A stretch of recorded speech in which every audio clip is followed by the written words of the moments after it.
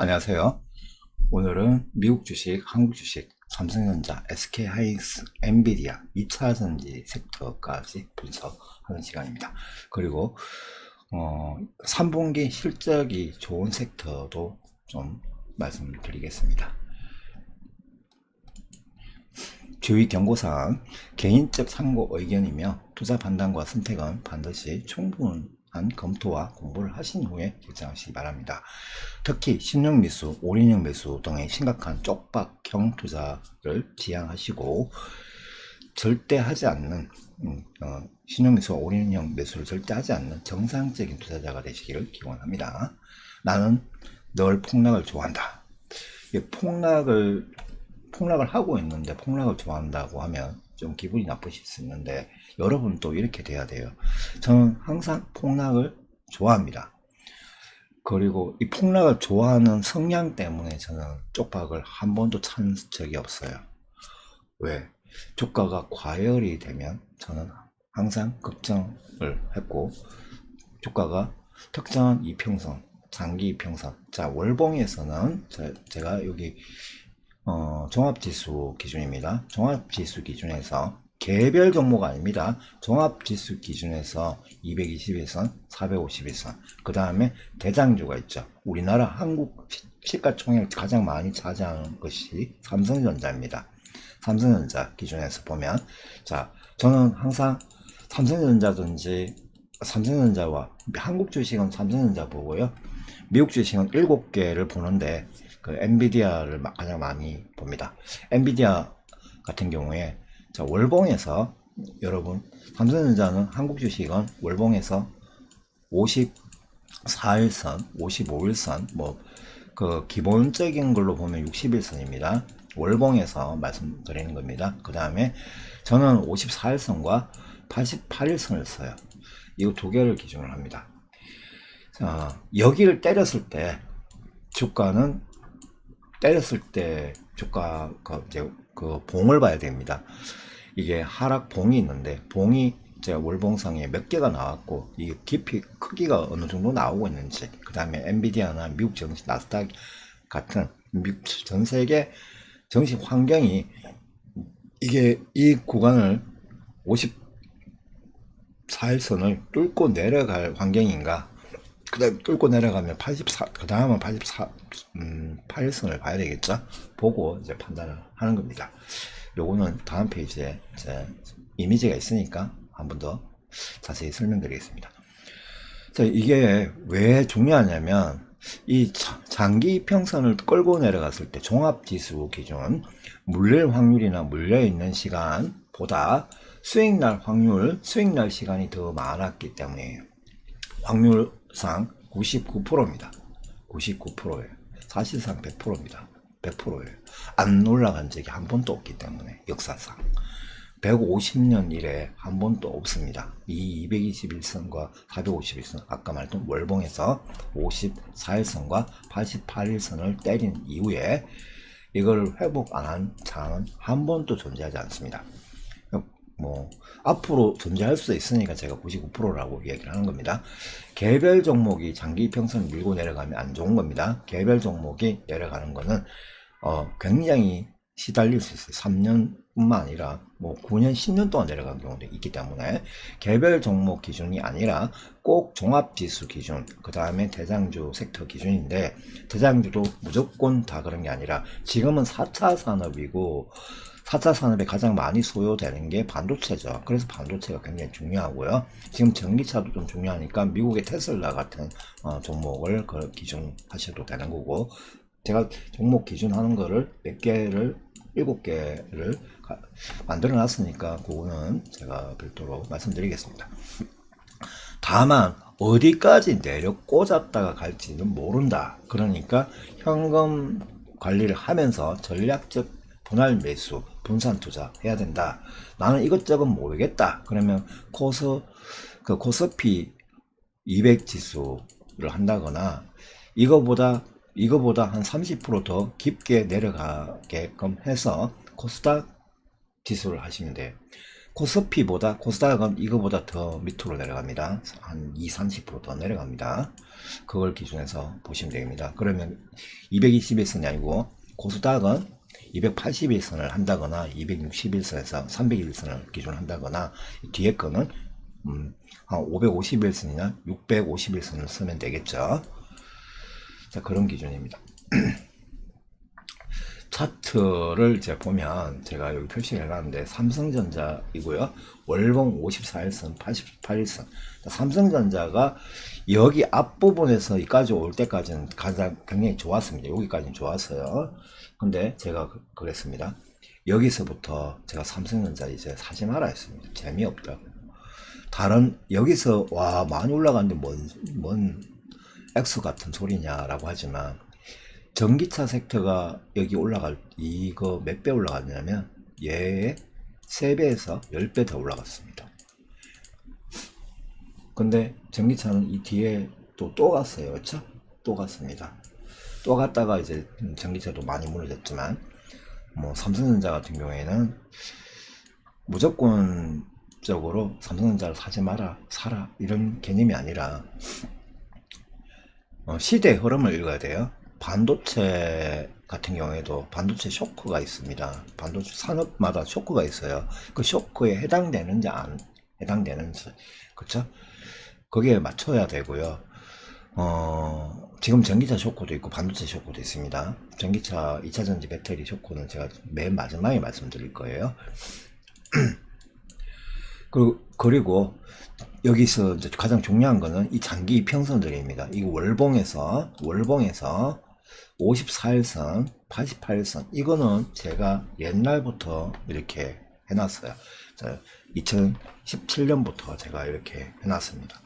저는 이제 2016년, 2017년도 주식 공부를 하면서 이렇게 해놨는데 가장 중요한 거는 이 장기 이평선의 바닥 보는 것도 중요하지만 장기 이평선에서 과열 구간이라는 것을 찾아야 됩니다. 과열 구간. 과열 구간이 굉장히 중요합니다. 여러분. 과열 구간이 생겼다. 이거 지금 내가 6개월 안에 아니면 1년 안에 쓸 돈을 그날 팔아야 돼요. 제가 정확하게 제 동영상이나 그 유튜브나 이런 데 보시거나 제가 예전에 제 카페에서 리딩 할 때 보면 이렇게 했죠. 뭐라고 했습니까?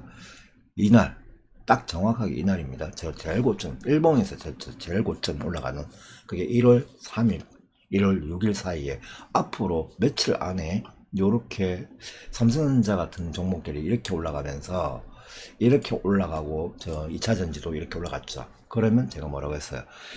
앞으로 6개월에서 1년 안에 쓸 돈은 오늘 다 팔라고. 만약 3년에서 4년, 5년 동안 장기 투자할 수 있는 것들은 남겨라. 근데 삼성전자는 안 된다. 그쵸? 삼성전자는 갖고 있어도 이 자리에 오기가 굉장히 힘드니까 그냥 팔라고 했습니다. 그쵸? 이때 판 종목들이 굉장히 많아요. 이날, 그게 저는 3살 만에 그걸 다 처분하라고 했잖아요. 그랬던 이유가 있어요. 무슨 이유냐? 주가는 아무리 좋은 종목이라도 과열 구간이 있다. 과열 구간에서 이렇게 올라가면 특히 연기금, 전 세계적인 연기금, 우리나라만 있는 게 아니에요. 전 세계 선진국, 그러니까 60개국들은 전부 다 연기금이라는 거를 두고 주식에도 투자하고 금에도 투자하고 여러 군데 투자를 하고 있죠. 연기금이 이렇게 되면 수익률이 어떻게 될까요? 여기서 자기 지분을 예를 들어서 연기금이 10%씩 담았다. 보통은 11%, 14%씩 담아요. 근데 최대치가 14%입니다. 여러분. 어떤 섹터든 종목이든 14%예요. 14% 담았는데 여기서 11% 담고 9% 담고 7% 담고 좀 떨어졌을 때는 가치까지 감소되니까 7%에서 3%에서 출발해가지고 올라가죠. 올라가면 이게 어떻게 됩니까? 여기 올라가기 전에 이미 여기쯤에서 14%입니다. 그러면 14% 아래를 유지하려고 계속 팔아서 제낀단 말이에요. 그러다가 여기까지 올라가면 이미 20%가 넘어갈 수 있어요. 그럼 어떻게 할까요? 연기금이 한꺼번에 다 팔아버립니다. 다 팔아치웁니다. 계속 팔아요. 그리고 연기금만 그런 게 아닙니다. 저 전 세계 국부 펀드들이 있어요. 그렇죠. 돈이 엄청나게 많은 국부 펀드들, 노르웨이 국부 펀드, 뭐 저 싱가포르 국부 펀드, 국부 펀드라는 거는 연기금 같은 거만 하는 게 아니라 노르웨이 같은 경우는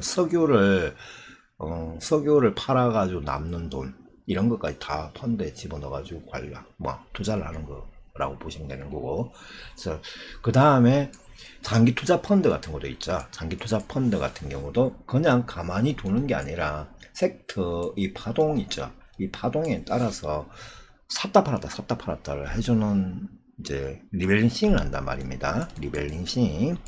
MSCI 리밸런싱이나 많이 들어봤을 거예요. 4월달, 5월달에 한번 폭락하고 이제 7월달이나 8월달까지 올랐다가 7, 8, 9, 10월달이 폭락하는 이유가 이게 MSCI 리밸런싱이나 아까 말했던 연기금, 그 다음에 국부 펀드들, 이제 장기 투자 펀드들, 블랙락 같은 장기 투자 펀드 막 이경씩 굴리고 있는데 그 얘네들이 어디서 판다? 이런 데서 지분을 아주 많이 축소합니다. 축소를 하고 이 자리, 제가 말했던 이런 자리들 있죠. 이 자리에서 어떻게 할까요? 많이 매수를 합니다. 그러니까 항상 여기에서 가까울 때 매수를 하고, 그렇죠? 그리고 파동을 계산해야 됩니다. 파동을 보시면 이렇게 가다가 가까워졌는데 여기에 한번 길게 큰 악재가 있어서 떨어졌다. 그러면 여기는 중장기 파동이 있습니다. 그거는 이제 여기서 월봉에서 계산하면 뭐 33일선, 뭐 16일선, 7일선 이렇게 보면 되겠죠. 이 중장기선, 요거는 중장기선이 따로 있고 이건 장기 평선입니다. 월봉에서는 이걸 곱하기 해보시면 알아요. 자, 여기 장기평선의 하단과 과열 이 장기평선과 멀어진 지점에 대한 그 공부를 하셔야 돼요. 이거 공부를 안 하면 주식으로 돈을 벌기가 굉장히 힘드실 거예요, 앞으로. 아, 삼성전자 10만원 간다 해서 여기서 8만원 샀다. 여기 뒤에 샀다. 그러면 이거 문제가 심각한 거예요. 기다려야 된다라는 거예요. 이미 이까지 내려온 종목 섹터가 제법 있는데 그 섹터가 만약에 실적이 좋다. 지금 화장품주가 최근 올 초에 저는 화장품주를 제법 많이 샀다가 수익이 많이 났거든요. 전선주들 이런 것들을 이렇게 됐을 때 샀단 말이에요. 물론 저 삼성전자도 여기 샀으면 돈을 벌었지만 이걸 계속 이런 개념을 모르고 계속 들고 있으면 이제 본전가밖에 안 되는 거니까 의미가 없는 거잖아요. 자, 지금 정시가 왜 붕괴가 되고 있냐, 그 부분부터 결론적으로 말씀드리면 이유가 있긴 한데, 비관주의자들은 보면 앞으로 또 주가가 얼마나 붕괴될 거냐, 금리 인하 자체가 경기 침체라는 신호다. 그래서 8월 고용지표도 엉망이다. 폭락이 이제부터 시작한다. 뭐 이런 말씀을 하는 분들도 상당히 있다. 그래서 앞으로 쳐다보지 마라. 내년 4월달, 5월달까지 안 좋을 수 있다. 이렇게 제 이야기하는 사람들도 있어요. 자, 낙관주의자들은 어떠냐면 경기 침체 없는 지표다. 딱 12개의 지표 중에 지금 좀 안 좋은 게 나온 게 12개의 지표 중에 2개다.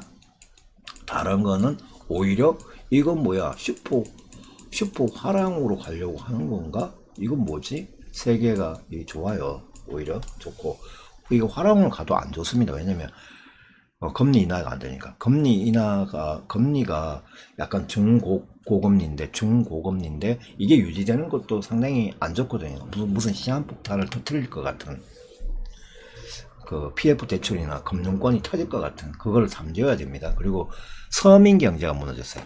자, 우리 전 세계는요, 세 개로 나눠졌습니다. 서민 경제가 있고요. 그렇죠? 서민 경제, 중산층 경제, 그 다음에 상위 경제, 이렇게 3단계로 나눠져 있는데 1, 2, 3. 그 서민 경제가 가장 그 규모가 큽니다. 금액은 뭐 돈을 따지면 얘들이 더 많은 거고, 실제 유동자산, 뭐 내가 소비하는 그 뭐 있던 빈도수 이런 거 보면 2번이 맞지만, 실제 자산에서 왔다 갔다 하는 건 1번이 제일 많죠. 그러니까 1번은 수량은 적지만 규모는 제일 크다.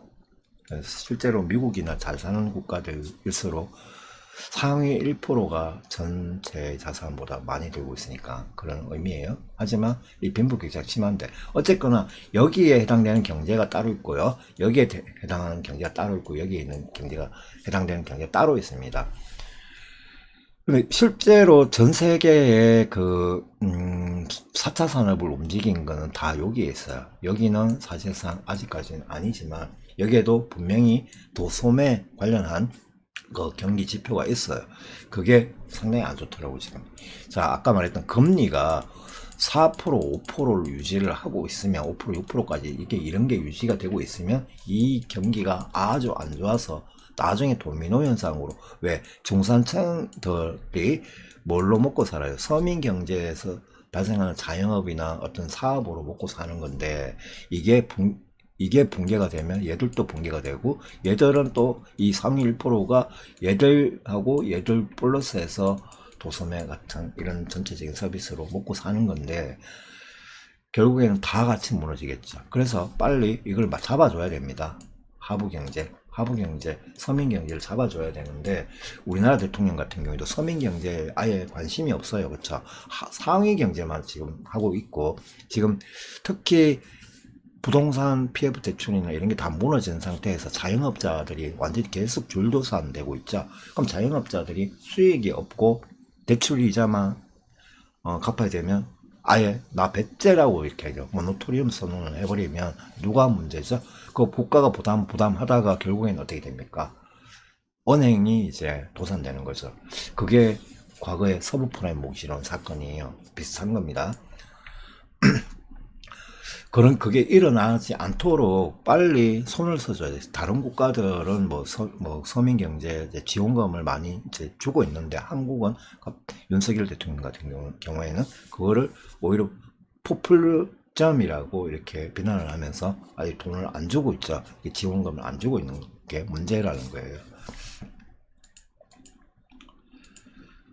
경기가 꺾였을 때는 그런 거를 해준다거나, 아니면 국가 차원에서 뭘 해야 된다? 뉴딜 정책을 펼쳐야 됩니다. 뉴딜 정책이 안 일어나면 결국에는 서민 경제가 무너지고, 서민 경제를 통해서 먹고 사는 중산층까지 다 무너지는 거예요. 그럼 대기업도 결국에는 무너지는 건데, 지금은 대기업들 세금만 깎아주고, 대기업이 어렵다, 세금만 깎아주고 서민 경제에 대해서 신경을 안 쓰고 있죠.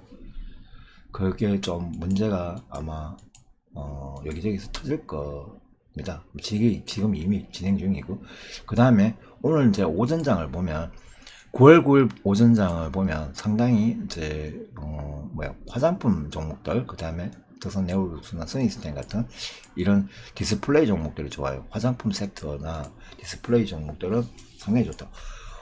그러니까 이게 지금은 더 좋네요. 저 옆에 지금 실시간으로 보고 있는데, 다른 화면에.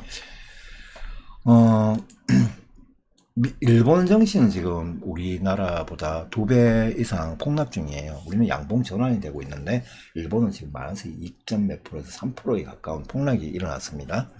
2.4%, 2.6%더라고 아까 보니까. 일본 N캐리 청산 같은 게 일본에서도 일어나는 건가? 그게 좀 의아한데, 한국도 이렇게 되다가 만약에 야간 선물이죠. 미국 야간 선물이 어떻게 움직이냐에 따라서 영향을 받을 수 있어요. 미국이 다행히, 한국은 일본 정시 같은 거 신경 안 씁니다. 그냥 오로지 미국 정시가 폭락할 때 한국도 같이 폭락하는 거기 때문에, 다행히 오늘이 일요일이지만 이제 토요일날 일요일날, 월요일이죠. 토요일날 일요일날 만약에 미국 나스닥 애널리스트들이 평가가 상당히 전체적으로 안 좋았다고 하면, 오늘 한국 증시 마이너스 4%에서 7% 정도 이상 떨어졌을 겁니다. 떨어졌을 텐데, 이 낙권주의자들이 제법 나타났어요. 경기 침체, 헛소리 하지 마라.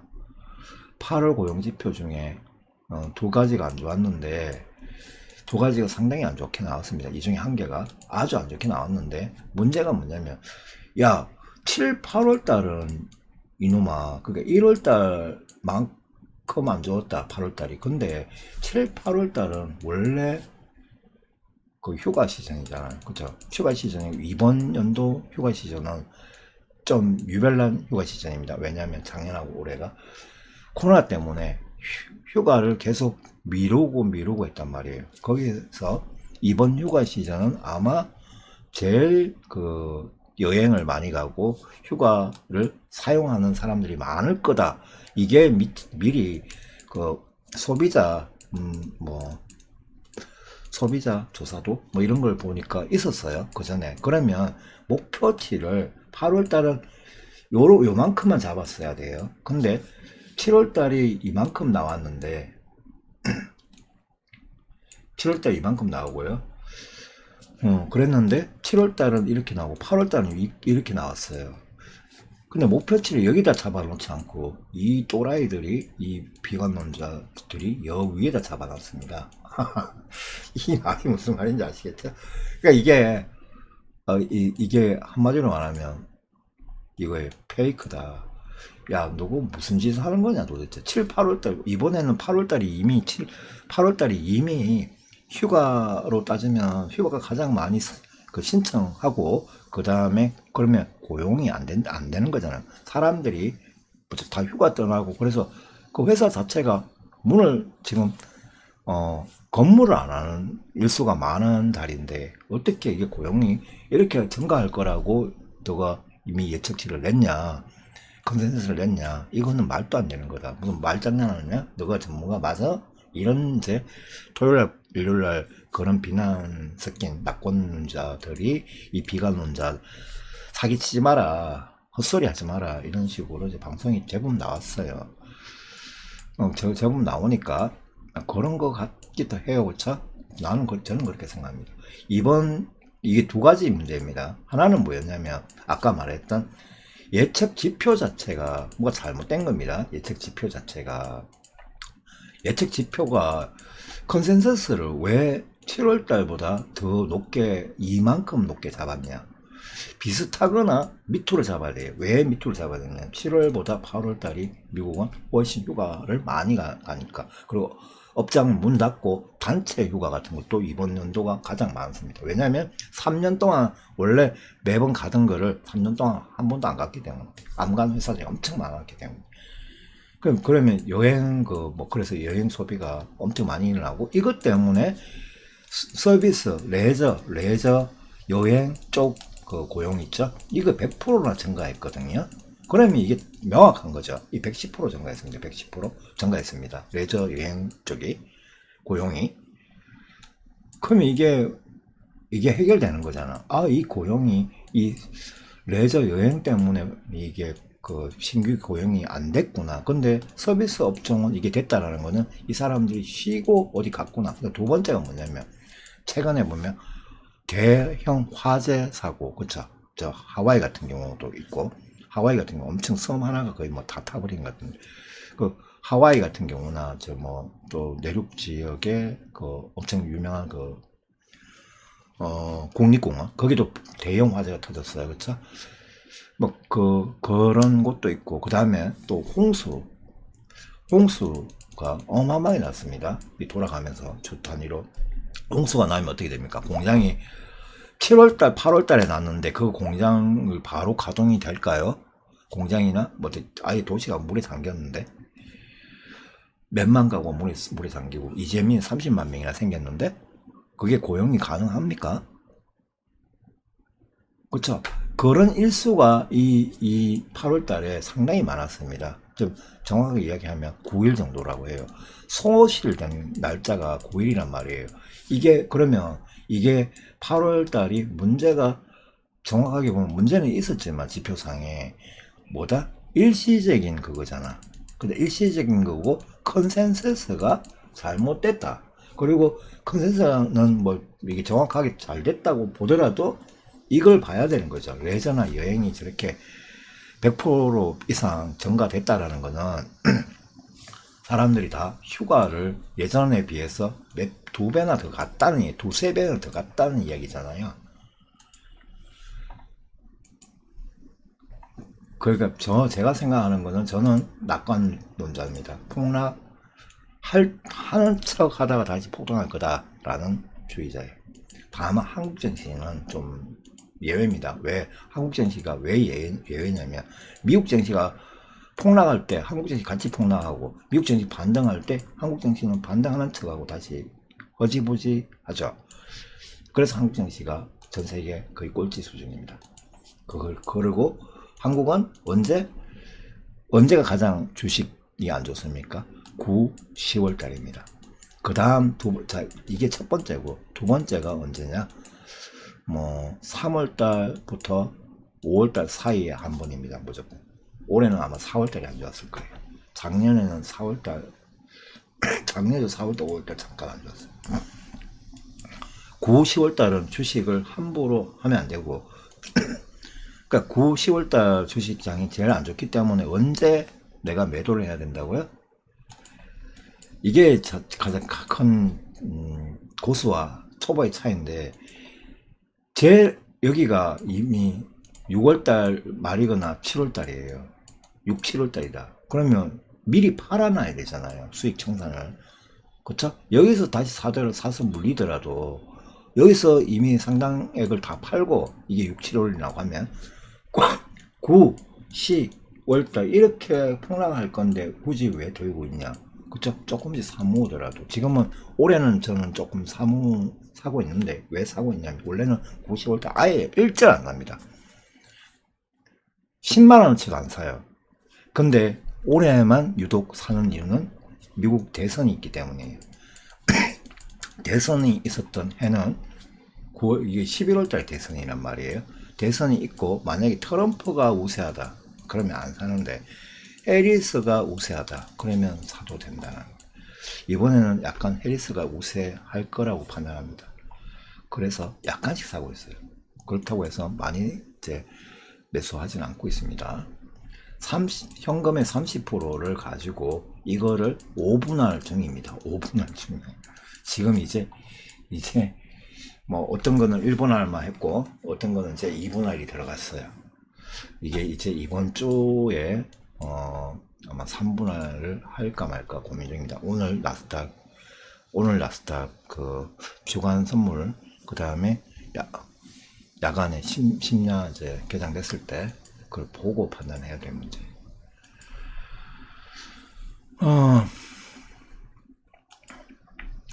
오늘 역시 화장품 섹터, 애플 디스플레이주들 가 굉장히 좋고, 이 며칠 전부터 제가 말씀드렸고, 먼데이 폭락이 없었다. 다행입니다. 폭락 없었고, 처음에 출발할 때는 2.몇 %에서 시간 전 거래가로 먼데이 폭락 없이 평온한 장세다. 삼성전자 6만 전자가 됐다. 폭락 와도 5만 6만 상가? 이것도 한번 생각해 봐야 되겠죠. 삼성전자. 그래서 삼성전자하고 잠깐 SK하이닉스하고 좀 다뤄보면, 삼성전자, SK하이닉스, 엔비디아를 좀 분석해 보자. 왜 박살을 날까요? 엔비디아 때문이다. 엔비디아하고 삼성전자하고 사실 별 연관은 없지만 영향을 주는 거는 이겁니다. 필라델피아 반도체 지수예요. 필라델피아 반도체 지수가 이거 이틀 동안 이렇게 떨어졌습니다. 이틀 동안 많이 떨어졌죠. 그 하루는 이만큼 떨어져요. 지난번 보니까 4.3%인가 떨어졌어요. 금요일은 이만큼 떨어졌어요. 그러니까 며칠 동안 7.2%나 떨어졌습니다. 그리고 일주일 동안 보면 마이너스 10%가 넘었어요. 필라델피아 반도체 지수에 떨어지면 삼성전자는 예전에 어떻게 됐다? 항상 폭락했습니다. 항상 내려갔어요. SK하이닉스도 포함해서. 필라델피아 반도체 지수가 허우적될 때 삼성전자, SK하이닉스는 박살났다.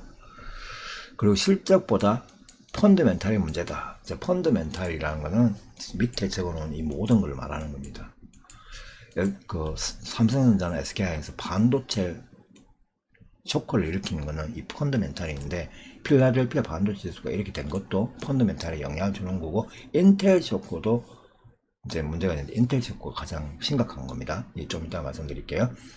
그동안 안 좋았던 실적 지표 때문인가 뭐 그런 것도 있는데 실적 지표는 아직도 회복을 그렇다고 못했어요. 재고를 많이 팔아가지고 그 실적은 좋았지만 실제 그 다른데 납품을 많이 해가지고 막 그거는 아니거든요. 그래서 이게 그 다음 납품기인 3분기에서 생산을 해가지고 그게 많이 출하가 되냐 안 되냐는 아직 모르는 겁니다. 그 다음에 기사 예상한 건 맞죠. 재고라도 다 팔았으니까, 많이 팔았으니까. 그 다음에 AI와 엔비디아 되게 좋았던 겁니다. 이게 실적이 그 AI 서버가 굉장히 많이 필요했는데 거기다가 납품을 많이 해서 특히 SK하이닉스가 자, SK하이닉스가 진짜 요번에 기사 회생한 건 뭐냐면 이게 9만원을 뚫고 거의 100% 정도 올라갔죠. 20만원대까지 올라갔는데 19만원, 20만원. 그렇게 된 이유가 뭐냐면 AI 서버가 챗 GPT가 대성공해서 그렇거든요. 이게 원래는 하나가 나오면 이게 7년 정도 걸려서 순차적으로 이 서버가 정축됐는데 이번에는 오픈하자마자 3개월 만에 이게 유튜버, 틱톡, 유튜버, 뭐 페이스북 할 거 없이 모든 기록을 갈아치우면서 단 20일 만인가? 20일 만에 그 가입자 수가 1억 명이 나왔죠. 1억 명이 나왔단 말이에요. 이런 거 때문에 그리고 유료 버전을 그 뒤에 바로 또 서비스 그냥 테스트 서비스 같은 거를 시작한 게 11월 달인데 유료 버전을 1월 달에 오픈했어요. 오픈했는데 이 유료 버전이 그냥 현금 1조 그니까 현금이라고 보다 근데 1조 매출이 생긴 겁니다. 이런 건 역사상 처음이라고 하더라고. 이 단기간에 실제 매출이 1조가 발생된 거예요. 1조가 발생하니까 이거 돈 되는데 라고 이제 판단하고 빌 게이츠 사단, 그러니까 빌 게이츠하고 친한 페이스북, 페이팔 같은 이 창업주들, 아마존 창업주들 이게 모이면 돈이 어마어마하죠. 그 우리나라 전체를 살 수 있을 만큼의 자금을 갖고 있는 이 사람들이 모여서 야 그러면 AI 서버 얼마나 필요해? 우리가 바로 세팅 다 해줄게. 빨리 짓는 거죠. 2년 동안 미친 듯이 지었습니다. 거기에 엔비디아하고 SK하이닉스 이게 엄청나게 꼽힌 거고요. 삼성전자는 아니고 삼성전자는 겨우 뭐 1% 3%도 안 들어갔을 겁니다. 들어가긴 들어가더라도 SK하이닉스의 HBM 이게 굉장히 많이 들어가서 결국에는 SK하이닉스가 100%는 올라왔습니다. 지금은 박살났죠 또. 자, 근데 앞으로 이 AI 트렌드가 계속 유지될 수 있을까? 라고 하는데, 일단은 빌 게이츠 사단에서 지금 현재까지 보면 얼마나 지금 들어갔냐. 인데, 지난번에 보니까 빌 게이츠가 이제 마이크로소프트사에서 AI 서버 쪽만 총 얼마를 투자한다? 총 이제 들어가는 돈 그게 270조에서 290조라고 했습니다. 270조에서 290조인데 지금 현재까지 들어간 게 여러분 어느 정도 될까요? 제가 대충 보니까 80조 정도. 나머지 아직 어느 정도 남았죠. 아직 3분의 1만 들어갔다 라고 보시면 됩니다. 그러면 3분의 2가 남았어요. 그리고 지금 당장 지금 다 쏟아부어가지고 만들 이유도 없고 만들어서도 안 됩니다. 왜냐면 AI 시스템이 어떻게 더 진화되고 그 단계에 맞춰서 서버를 이제 세팅을 해야 되고 전기도 부족하기 때문에 그래서 이제 여기서 수혜주가 뭐예요? AI 서버가 계속 늘리면 전기 전력 이게 많이 필요하겠죠. 그래서 최근에 올 초에 전기 전력주가 아주 많이 올랐던 거고 이거는 한 1년, 2년 동안 2년은 모르겠어요. 2년은 아니고 내년 상반기 7월달까지도 한번 내려가다가 한번 다시 상승하는 주기가 나오지 않을까 싶어요. 전력주들은 이 AI 반도체 그 서버 때문에 그리고 한국 증시 폭락과 반등은 나스닥의 방향성이 있다. 이번 주가 굉장히 중요하고, 미국 나스닥이 다시 약간 폭등하는 수준으로 올라간다. 그러면 이제 폭락은 이제 안 할 가능성이 있어요. 다만 트럼프가 또 어떤 쇼크를 일으키냐의 문제입니다. 트럼프가 항상 문제예요. 요번에 해리스도 또 약간 좀 똘끼가 있는 것 같아요. 그쵸? 해리스도 왜 똘끼가 있냐? 아니, 보유하고 있는 주식에 세금을 25% 때린다. 이거는 진짜 아니죠. 이거는 너무 아니에요. 꼭 체크해야 할 7개 종목들 보면, 종목과 섹터를 보면요. 자, 엔비디아, 애플은 빅테크 4차 산업의 기준표입니다. 전 세계 기준표예요. 얘가 뭔가 사단이 난다. 그러면 큰일 나는 겁니다. 이러면은 삼성전자부터 시작해서 뭐 다 무너지는 겁니다.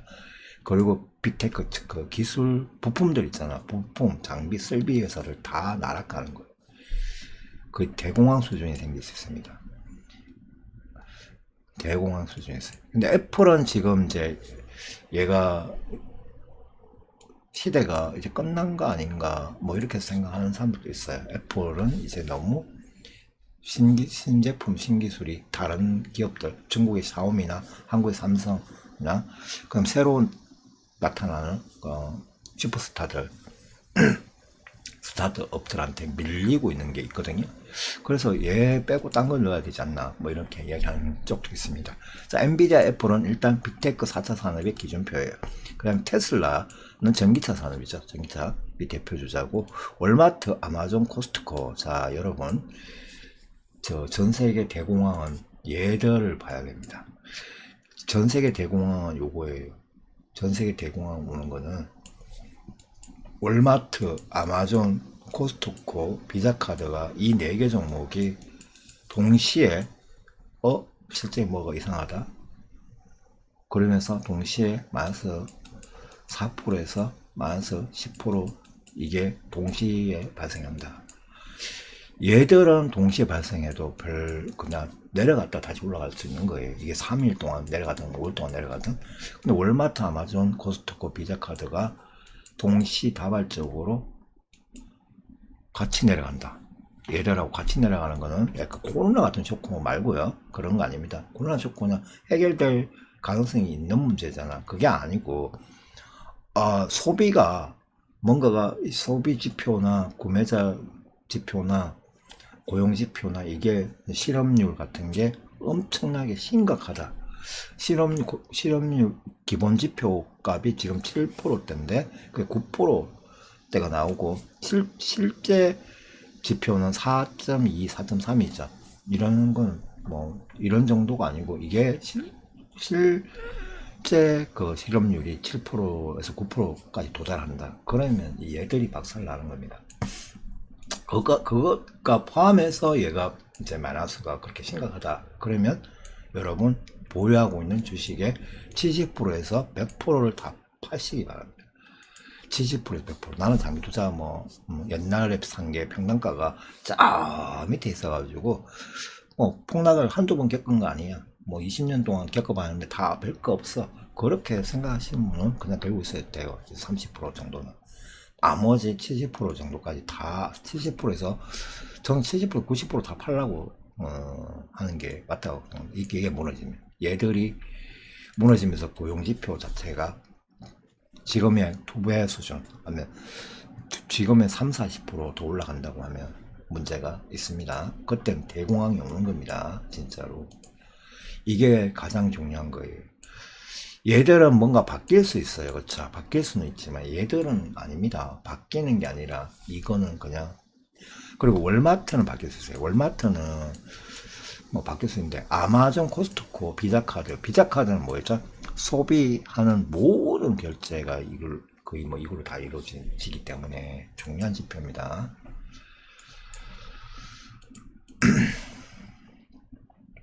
한국 증시 살아남을 섹터 다시 갈 종목 보면 3분기 실적 트렌드가 굉장히 강한 게 볼 때 내 종목 실적은 좋은 데가 아니에요, 여러분. 이게 가장 중요한 게, 저도 초보일 때 이렇게 생각했어요. 저도 한동안.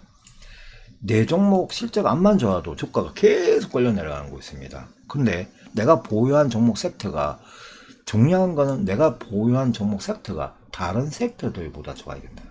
그러니까 섹터가 많죠. 총 33가지, 작게 봐도 21가지입니다. 그 섹터가 33가지 중에 상위 몇 등 안에? 3등 안에 들어가야 되고, 이게 1등이면 좋습니다. 그래서 탑픽이라 해서요. 탑1, 탑2, 탑3가 있습니다. 올해 3분기, 이번 3분기 실적은 뭐가 좋다? 피부 미용 화장품 섹터예요. 피부 미용 화장품 섹터. 현재 분기별 가장 좋습니다. 2분기도 좋았어요. 2분기 1분기, 2분기 다 좋았기 때문에 그게 뭐 한번 폭등했다가 이렇게 내려갔죠. 그런데 3분기도 또 좋아. 그 섹터, 그 업황 분석, 이제 그 레포트를 보시면 됩니다. 거기 나와요.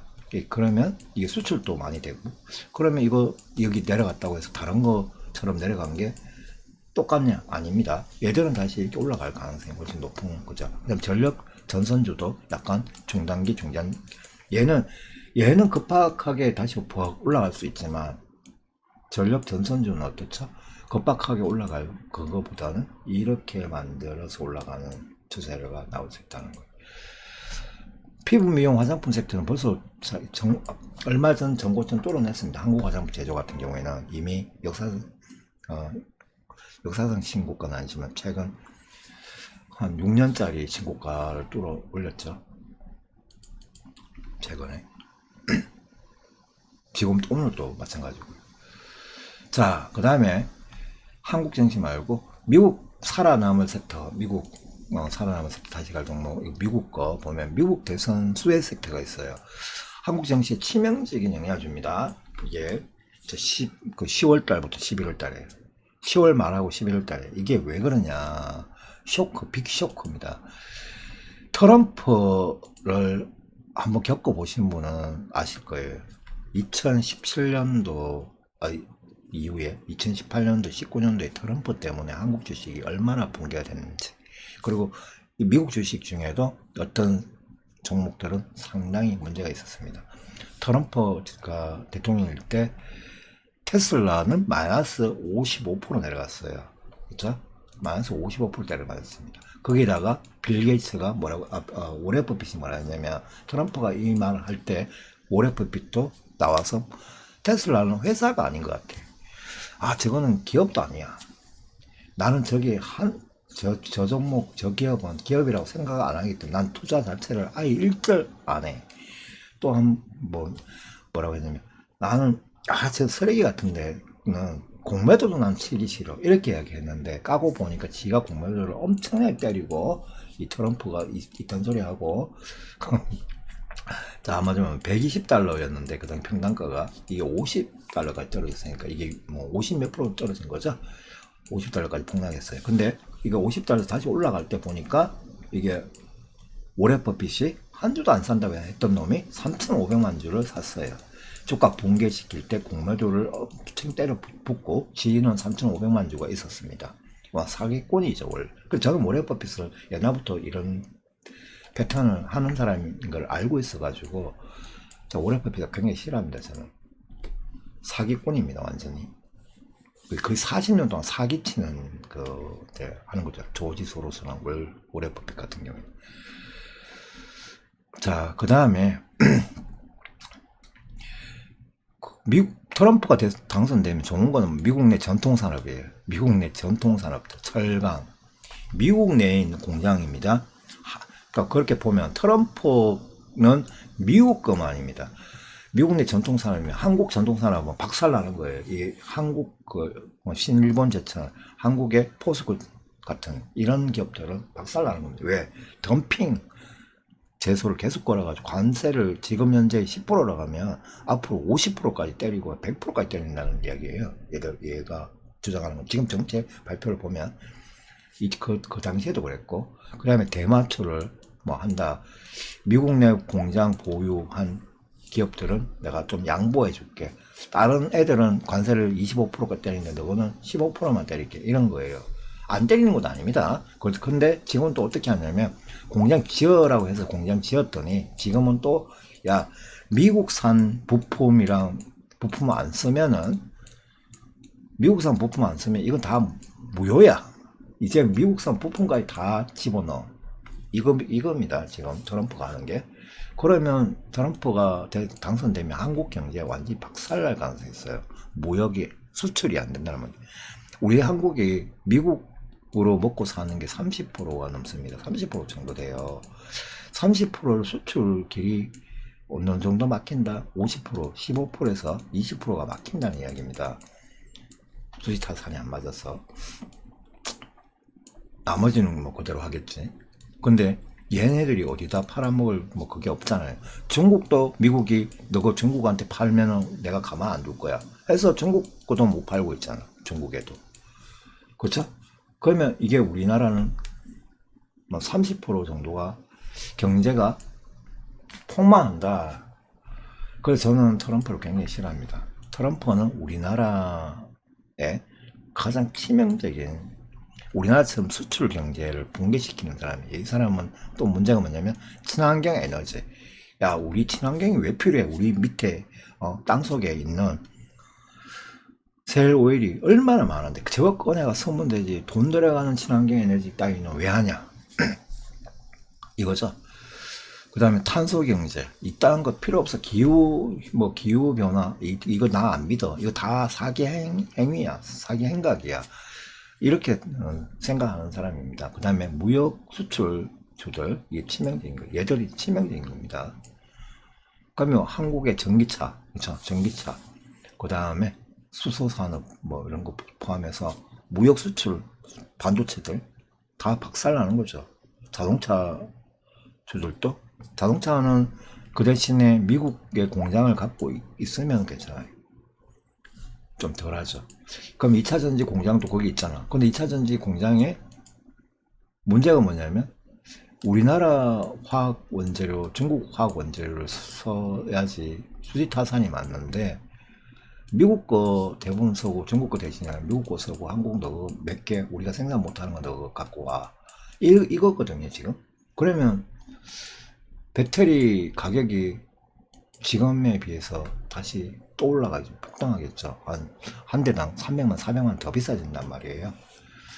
그러면 전기차가 팔리겠냐. 그쵸?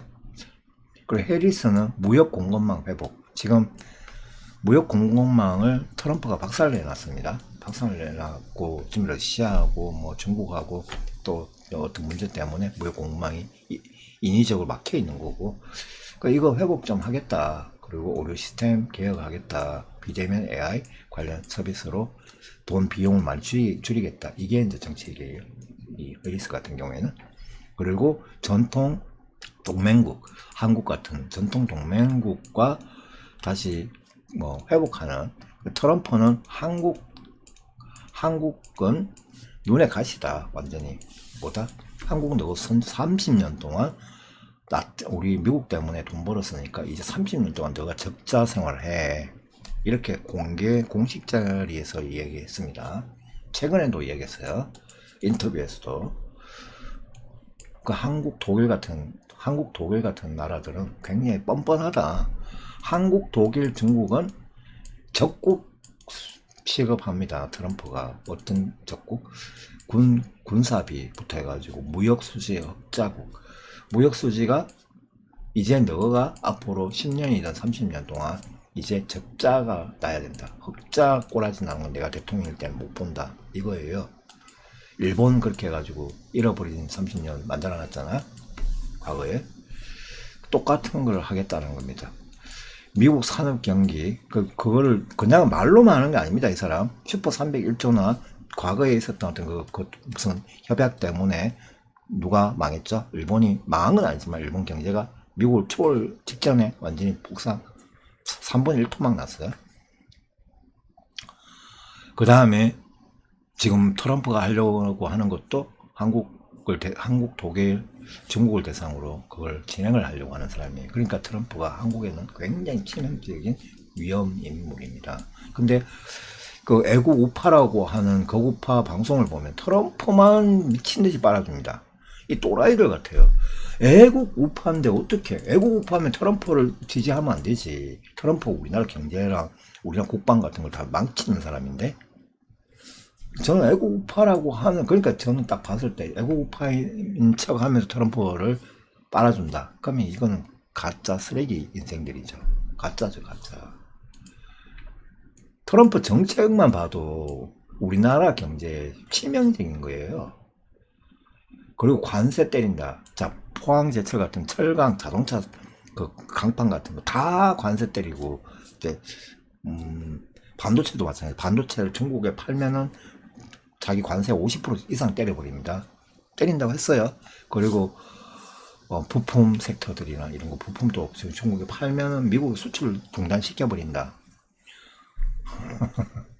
이거를 굉장히 심각하게 생각해야 되는데 그런 거는 읽지도 않고 트럼프가 뭐 북한을 이렇게 해가지고 뭐 이런 것만 본다. 경제가 더 중요한 거지. 그거 뭐 전쟁 한국하고 그리고 북한하고 우리를 통일시켜 줄 것 같은데 방법이 뭐냐? 저거 말 안 듣지?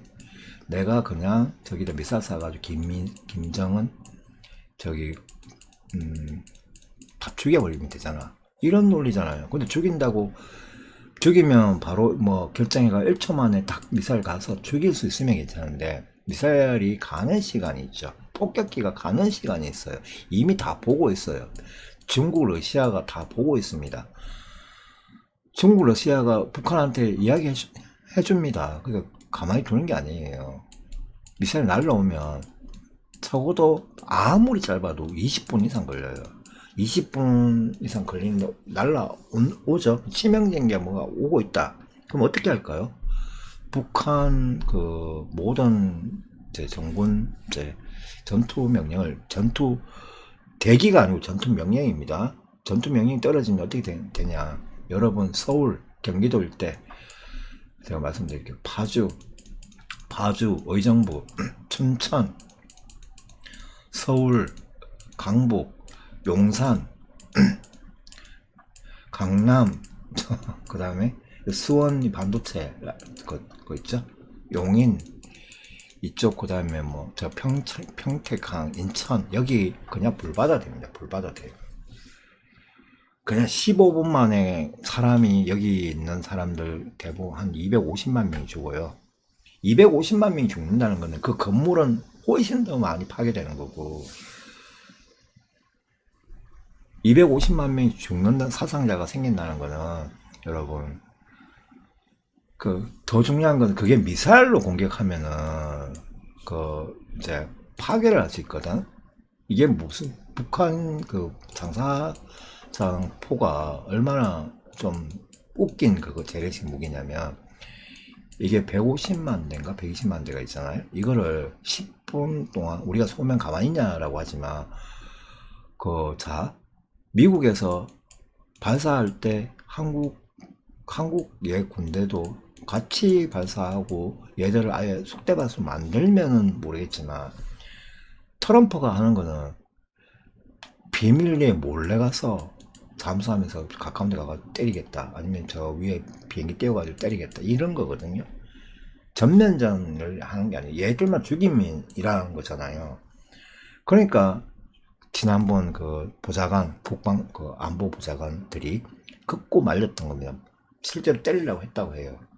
근데 이걸 발사를 하면 우리 군대 여기 한국군이 먼저 얘가 발사하면서 같이 동시에 이걸 때려가지고 장사하자 포가 발사를 하지 못하도록 그걸 입구를 다 막아버려야 되는데 그게 없이 발사를 하는 경우에는 얘가 그 가는 시간이 20분에서 40분 걸리는데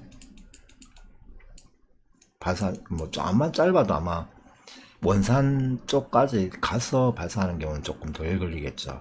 그렇죠? 잠수함 ICBM 같은 걸 발사한다고 그러면 그럼 쏘자마자 다 들키는 거예요. 들키면 10몇 분 만에. 근데 이 장사자포가 빨리 나오면 7분, 조금 늦게 나오면 15분이라고 해요. 15분부터 발사를 한 발에서 세 발까지 합니다. 하면 이 수도권 150만 발이 그냥 150만 곱하기 3 하면 150만 대 곱하기 3. 얼마에 450만 발이 그냥 이 남한으로 넘어오는 겁니다. 수원 까지 날라와요. 평택강까지 다 날라간다면 평택강까지는 아니죠.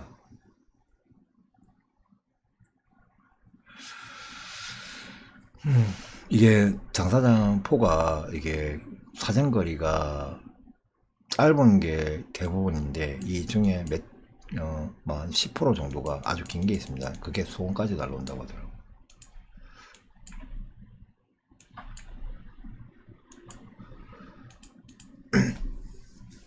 거기다가 이제 그 스커드 미사일이나 뭐 많죠. 그런 것까지 한꺼번에 섞어서 날리고 또 이제 중요한 거는 지금 드론, 북한 드론 부대가 얼마나 많을지 모릅니다. 지금 드론이 북한이 바보들이 아니에요.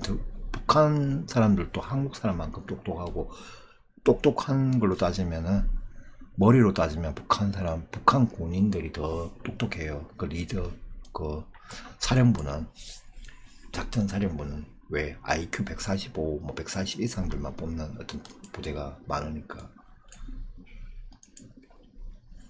자, 일단 여기까지 이야기를 하고 요거는 이제 2차 전지는 별도로 또 한번 하겠습니다. 2차 전지는 시간이